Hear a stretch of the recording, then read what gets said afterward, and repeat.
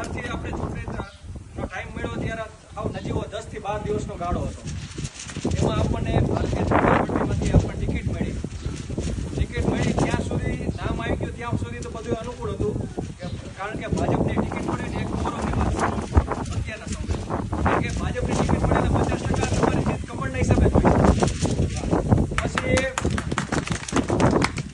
7:30 declare થયું ટિકિટનું, પછી બધી રમતો ચાલુ થઈ.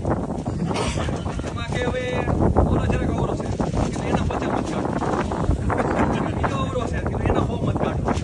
એવી રીતે કાઢતા કાઢતા જે આપણે અપેક્ષા હતી એ મુજબ જ આપણને મત મળ્યા છે. એટલે ત્રણેય ગામનો ખૂબ ખૂબ આભારી છું.